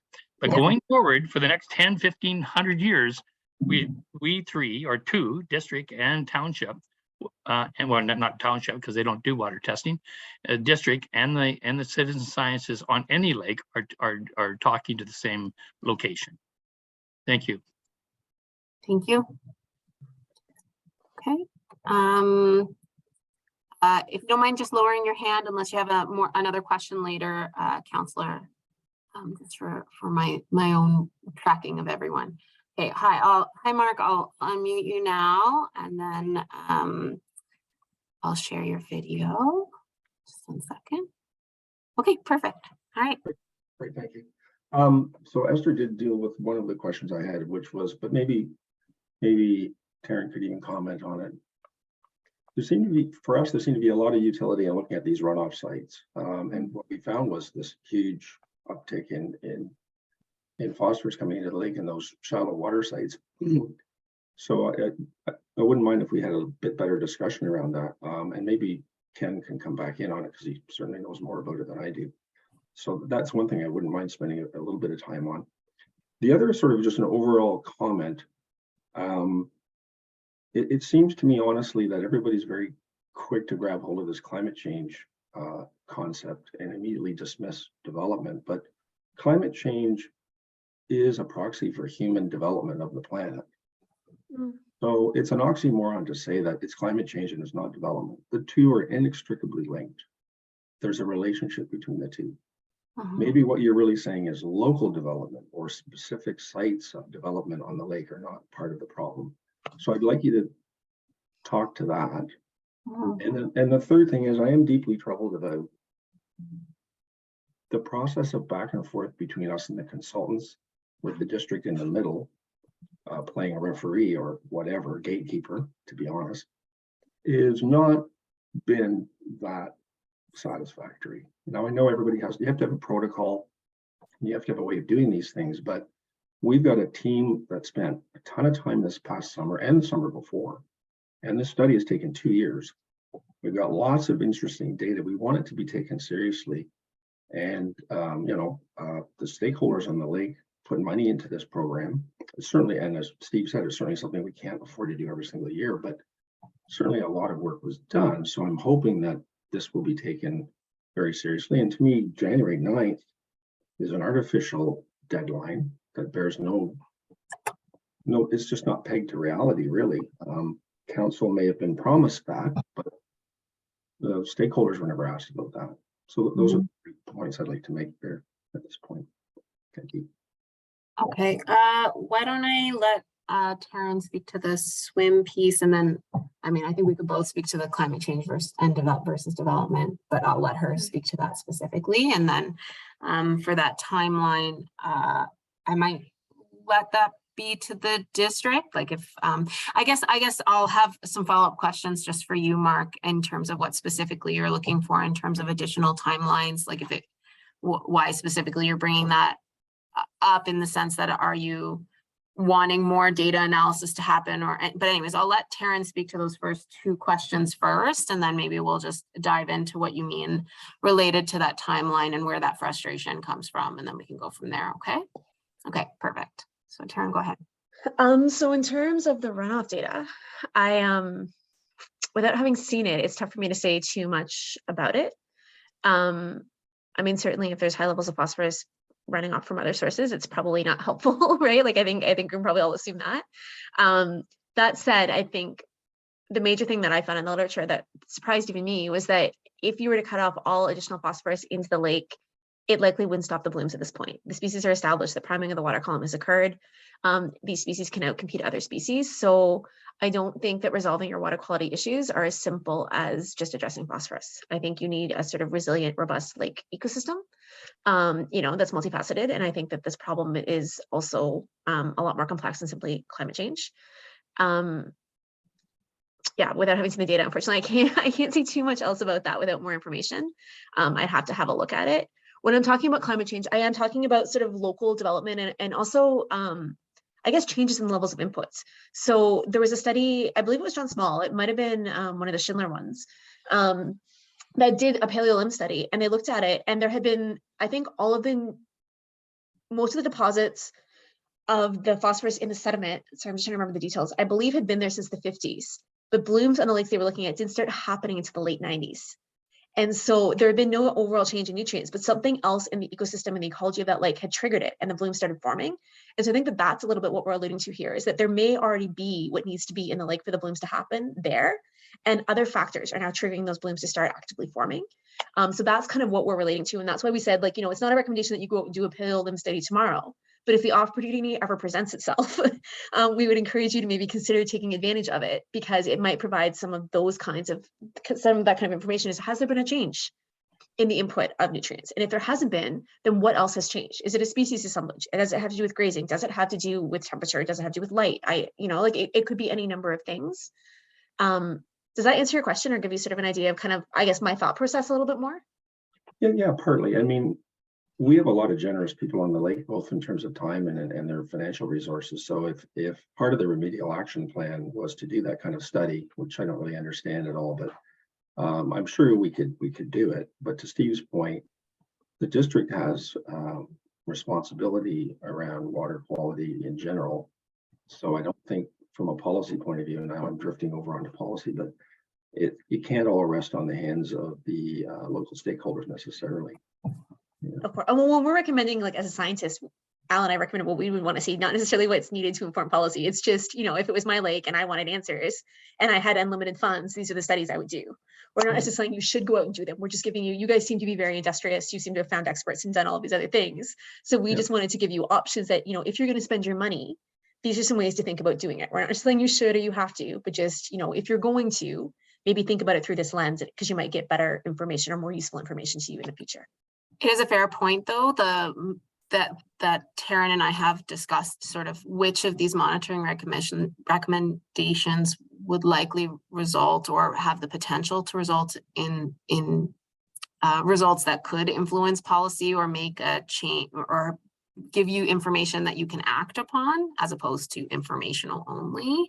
So we have talked a little bit about that. I think it's sort of a discussion she and I need to have a little bit more about how we sort of lay that out in the report, or if that's something we put in this report, or if we provide it to Muskoka just so that they know, or how best to communicate that. Because as you know, the causation study is specific to the lake. It's about, let's figure out what's causing this, and it's less targeted to what of these recommendations are needed for policy change, and more so what's needed to figure out causation, right? And the two are not necessarily the same question. And so I think that's a further discussion maybe Taryn and I need to have about how best to say, like, which one of these is likely to sort of give you some answers as to what you can do to fix it, versus likely to give you an answer of just understanding your lake a little bit more, right? So and then the other question was about climate change, which both of us can speak to, but I think what she was specifically speaking to is, yes, local development, things that result in phosphorus inputs into the lake, or could result in phosphorus inputs to the lake, and less so about the overarching, relationship between climate change and development, which of course we acknowledge that that's a larger question, but that was sort of outside of the scope. And it's also something that you as an association probably don't have a lot of control over climate change in general. And so it didn't seem particularly useful to make recommendations specific to climate change mitigation, or climate change prevention, I guess is the better term, but I'll let Taryn see if she has anything else to add to that particular topic. Okay, perfect. And then to the last question in terms of the municipal in between. So I think that was intended primarily to allow Taryn and the scientists essentially take an impartial view. So the intent is to give them the data tell them, make sure they have all the information they need, and then allow them to have that scientific process. And then the other part is just resources. We are all consultants, and all time that gets spent on the project gets billed to the municipality. There's obviously an RFP, there's tax dollars that go into that. And so a lot of it is, the best use of resources, of consultants' time, and also just, best use of tax dollars. You have people who work on staff who are paid via tax dollars. And so using their time to sort of help with some of the stuff that they could help with, I think was the intent of that, as opposed to paying a consultant to do some of that work. That said, we were forwarded all correspondences. We were kept up to date, on all the information that was provided by the district, and we did review that information. So you will see that in the report, sort of everything that we received, how it was used, or if it wasn't used, why.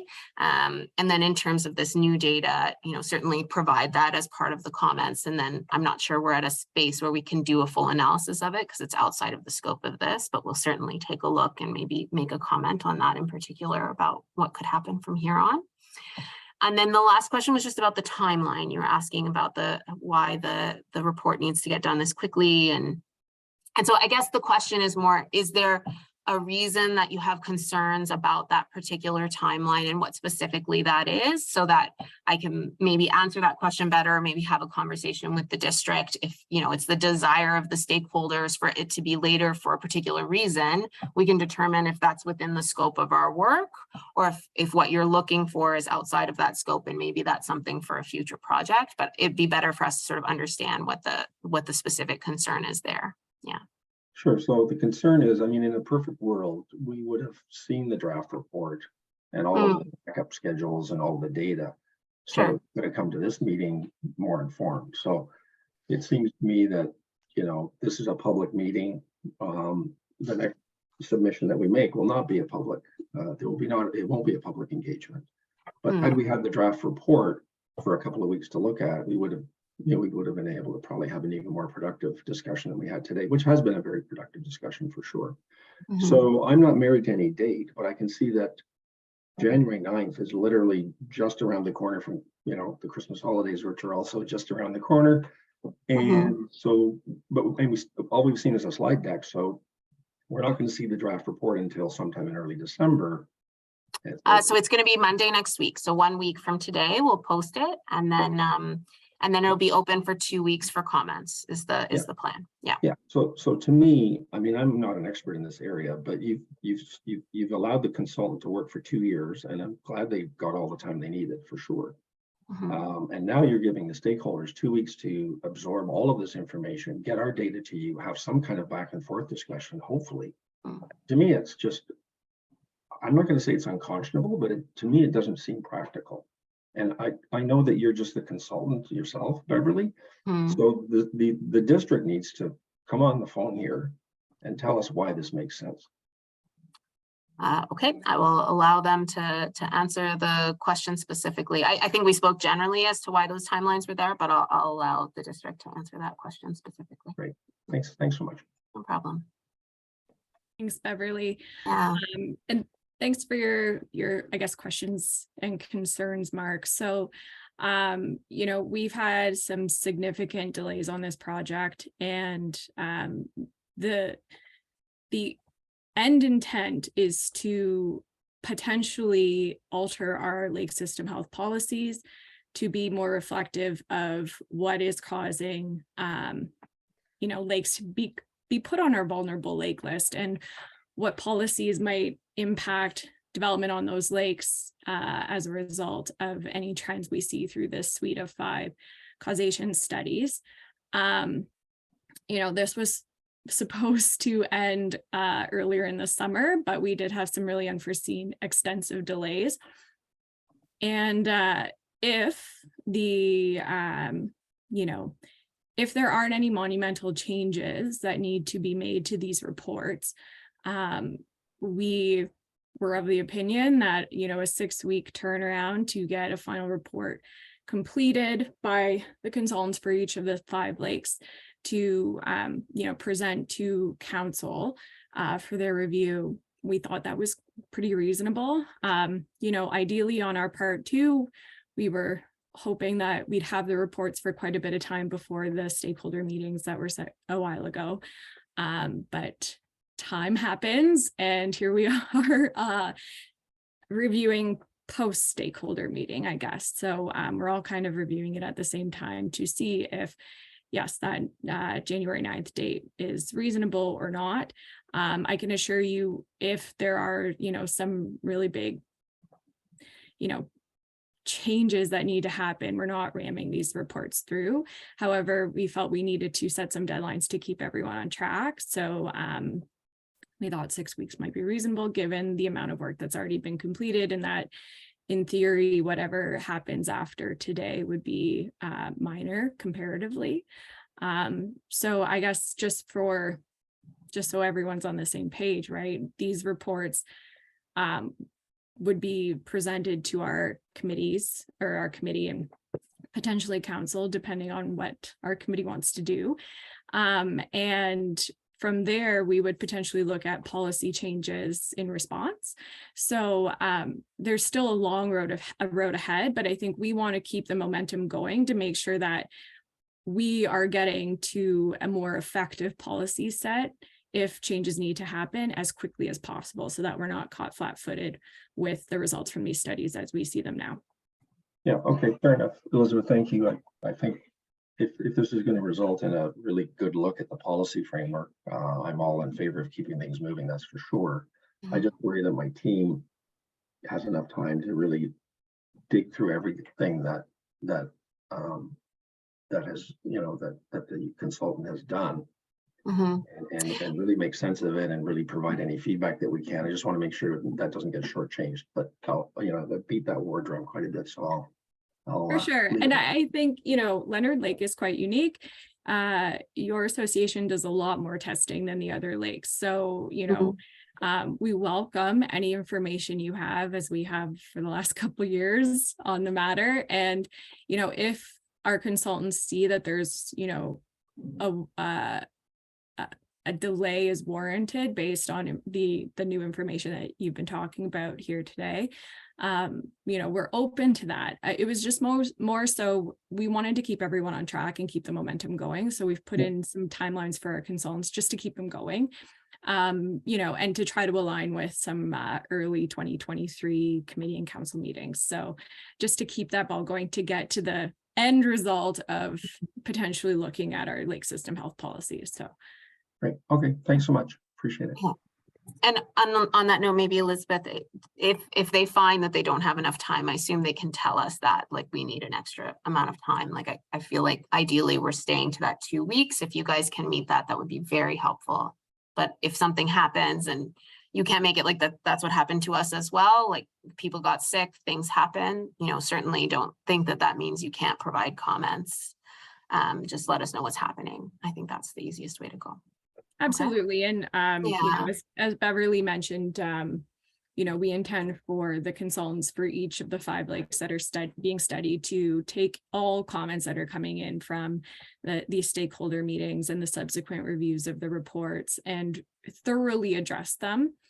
We want to make sure that everything everyone is saying is addressed in one way or another, to make sure that we haven't missed anything. And, you know, even based on volume of comments that come in, if it is ending up taking consultants a lot longer to address all the comments in a meaningful way, obviously we're open to, you know, extending past January 9th. However, we just wanted to really, you know, these are the target dates. These are the dates we are targeting. Yes, absolutely. Okay, perfect. Thank you for that, Elizabeth. Okay, Counselor, I think you were first and then Steve. So I'll just I'll unmute you.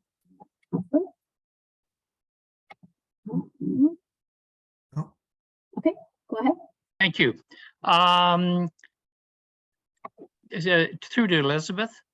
Elizabeth, what is the name of the specific committee that this report will be going to? Thanks for your question. So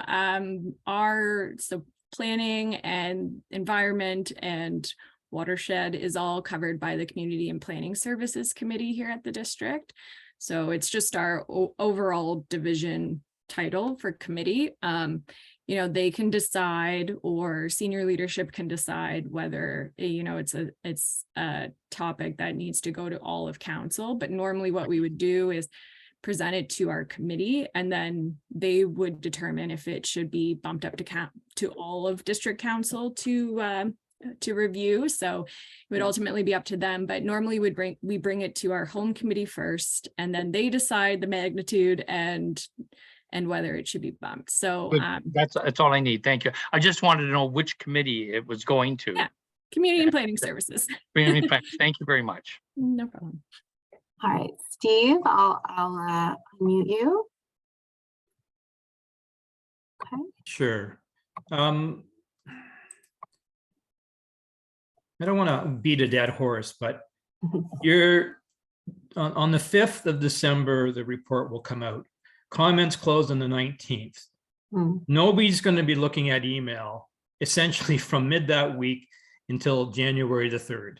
And you're posting the final report on the following Monday. Here, let me be very specific. Give us to the end of the month. That's Okay. the ask. Okay. Okay, because it's in your best interest to ensure it's full disclosure, transparency. We all get our questions answered. If you're going to jam us, you're not going to like the outcome. So to Mark's point, it's over the holidays. Let's give us a little bit more time. And it's not going to make a hill beans difference if it's the 9th or the 31st or whatever date you pick. So that's my ask. Thank you. I'll leave that one to the district. Certainly we can, perhaps the easiest, Cassie and Elizabeth, maybe we speak to that request after this meeting. And is it possible to reach out to everyone to let them know? I don't know that we'll be able to answer that question right now in this meeting, but because I think it's not only the decision of those who are in this meeting, but maybe I'll leave that to you to answer, Elizabeth. Yeah. Yeah, thanks, Beverly. So all 5 stakeholder meetings are occurring between today and Wednesday, and we will be having a kind of a follow-up catch-all feedback meeting after all 5 are done. Cassie is the constant between all 5 meetings, and then management is kind of being divvied up across the meetings. So we will be meeting as all of us to give feedback and to talk about our experiences at our assigned causation study stakeholder meetings. So we'll ensure by the end of the week we'll talk about everything that's come up in all 5 meetings, and I'll be sure to note Leonard Lake's concerns about the timing on the commenting period, the report deadline, and all of that. And if you're not signed up on the Engage page, I would encourage you to do so. And any updates to timing or whatnot, we'll send a communication out through the Engage page to update everyone on that. So I have a note made already to have that in our debrief. So I guess stay tuned, but the concerns are being heard loud and clear from everyone, and we'll definitely talk about it. Ken, I see you're unmuted. Was there something else that you wanted to add in? Yes, I'm not sure how much time we have, but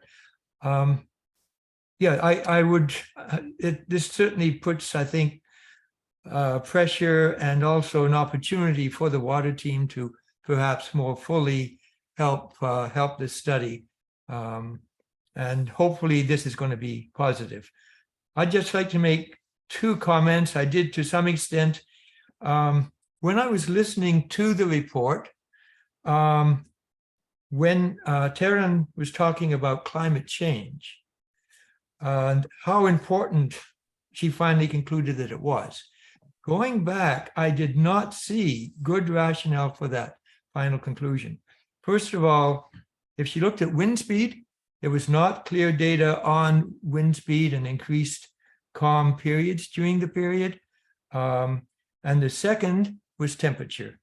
And we have shown that, and as Esther mentioned, lower temperatures were associated with blooms down to 10 degrees. And even the studies in the Arctic, I'm sure Taryn may have looked at these, as I recall, cyanobacteria are very, very facultative. They can adjust to a great change in temperature and still bloom. So the conclusion that climate change is the main driver, I find to be, yes, it could be one of the factors, but to say that it is the main driver, I think leads us to a policy problem, in that the policies then that will be recommended or not recommended from this will be saying that, oh, well, development is not the issue. Local development can continue and proceed, and you're not going to be fixing water quality by trying to limit or improve development. I think this would be extremely regrettable if this message got taken out of this report, either by developers or by the district or by anybody else who might be funding subsequent work to improve water quality. That's my first comment. And the second one is on chlorine. I'm quite disappointed and surprised that chlorine was not included in Taryn's report. If you look at Leonard Lake over the last 40 years, there has been consistent monitoring of chloride from the North Deep Hole by the Dorset. This has shown that there's been a very, very dramatic increase in chloride from around, I believe, 1 or 2 milligrams per liter up to the present level of around 5, and it's now been bouncing around 5 for some time. And at that level, the Arnaud report, which include many of the Dorset people, have concluded that the chloride levels are likely toxic in the Muskoka lakes. Now, given those kinds of literature, why was this not included in the study? Because again, as I pointed out, including chloride means we may have to talk about salt. And salt, as you know, has a big policy issue.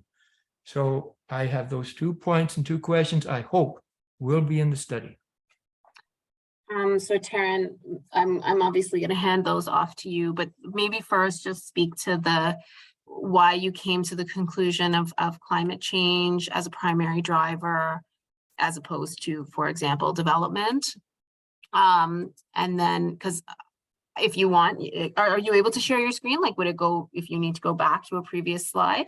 But it sounds like he was struggling with the causation, but then the other piece I'll let you speak to as well as to why chloride wasn't the primary or wasn't included in your presentation. I don't know if it is included in the report off the top of my head.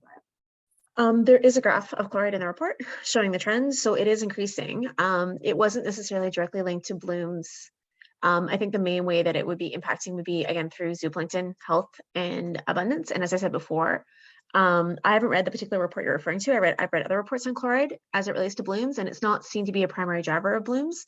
It can exacerbate. It is a negative impact on water quality for sure, and it's not great for ecosystem health for sure. But within the scope of the report, it didn't seem like one of the most important things, and we're obviously limited by time. We wanted to leave enough time for questions today. So obviously the report goes into things in more depth, and there is a graph showing the trends in there, and it is discussed. I'll have a look at that report and see if there's something different in there, but I can assure you that unless they have looked directly, they can't say that the decline in zooplankton is solely attributed to chlorine. It's likely not great, like, and for sure the levels you're discussing are not ideal, but it's rarely that simple as a single thing that's causing the problem. In terms of climate change, it's important to remember that when I'm talking about impacts of climate change and global climate change, I'm not simply referring to temperature, right? The effects and the cascading effects and the ecosystem-wide effects and species shifts and species abundance, distribution, and all of those sorts of things are all associated with climate change, and it's not necessarily directly temperature, right? So, and even things like disease prevalence, right? Like in the Arctic now, there's new diseases, there's new bacteria that have been in the ice for millennia that have suddenly been released as some of the ice has started to melt, that's impacting ecosystems in really dramatic ways up north. So when we say climate, that's based on the literature, it's based on the global trend that has been documented, and the onset of blooms in what were historically considered nutrient poor lakes all around the same time period. And it's happened, like I said, across Scandinavia, throughout the United States. I have papers in Greece. There's documents in England and throughout much of Europe. So it is an incredibly complex problem. So we didn't have data that could say that was not impacting the situation, which is why it's there as just sort of it's known to be globally. It's well established in literature. It's been peer reviewed by multiple respected scientists. And so it's definitely a factor. There's no way that you're going to remove that. Is it the only factor? Probably not. There's also other things we've discussed in the report that we think might also be contributing and sort of exacerbating the problem on Leonard Lake. But I don't think it's a problem that you can remove just based on Yeah, I think the last question was just Sure that. specifically about development, right, Ken? Like why the local development wasn't necessarily the attributing force or what was identified as the causation. So maybe just your logic path as to why that wasn't necessarily identified as the primary causation. Yeah. Because or causation. Yeah. Because the blooms are happening in specific locations, as I think it was Esther that was discussing earlier, it seems to be more probable that it is sort of priming of the water column. I think if it was development as a whole, they wouldn't always be happening in the same places, right? So, and the data didn't suggest, in terms of nutrient inputs, didn't suggest a long-term trend in nutrients sort of averaged for the lake across the years. Those are the two main things that we were looking at. Okay. There's certainly policies, existing policies in place that the Lake Association could encourage members to implement that may help with water quality. And I think it's advisable to do so. Mm-hmm. Okay. And did that answer your question? To some extent, yes. Perhaps I'm asking a lot, but I would like to make sure that Taryn does have the NO et al. 2020 study in the Environmental Science and Technology paper. And please, it does directly relate to algae, although you don't perhaps have taken it as such, and it relates to algae blooms in Muskoka. Okay.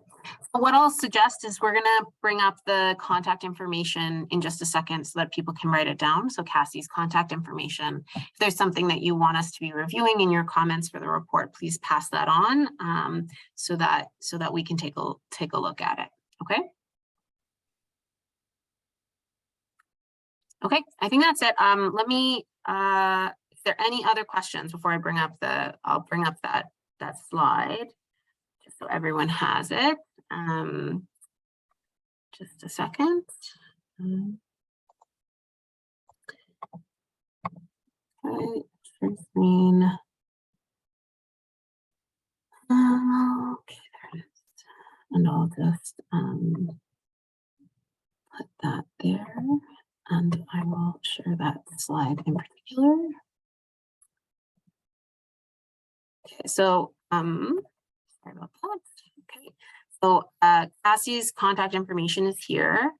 Sounds like there's a few things that the whole team wanted us to consider. Some of it may not be easy to put in just a few comments to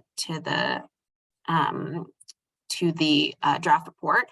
So feel free to include that information in an email, and then it will be provided to us, and we will take a look. I will just say there was a comment in the chat function that also said that they did not want the study to be delayed any further, and that they supported the January 9th timeline. So we'll just have to decide how we want to approach that, but we will keep everyone posted on the Muskoka website and kind of go from there. But as I said, regardless, we'll if we do set a shorter time period, if you need more time or it's not working, we'll give opportunities to make sure everybody is heard and the comments are received. that decision is not something that can be made necessarily in this particular meeting. Jim, I see you're unmuted. Did you have a question as well? I see a Jim here who's unmuted. Was that intentional? No? Okay. All right. So I think that's it. I don't see any other hands up. If there's, I think I'll just close by saying thank you all so much for coming. As we have said throughout this process, that you have been very active, and it has been very much appreciated and helps enormously in the review of these kinds of causation studies, and in this study in particular. And the additional information is essentially imperative in helping us. It was imperative in helping us scope what was looked at in this particular study, and the report will be posted for comments within a week from now, and then we will keep you updated on the commenting period as well. If there's nothing else, maybe I'll just leave it to Cassie to close out, and thank you all for being here. Thanks, Beverly, and thanks, Taryn, as well for your presentation, and everyone on the line for the engaging discussion. I think that I can speak for the district staff on the line and probably everyone here that we certainly learned a lot this afternoon about Leonard Lake, and we're looking forward to diving into the draft report. So thanks again, everyone, for your time this afternoon, for your effort throughout this entire project. And yeah, we look forward to your feedback for the final report, and we'll be in touch. Thank you. Thank you all.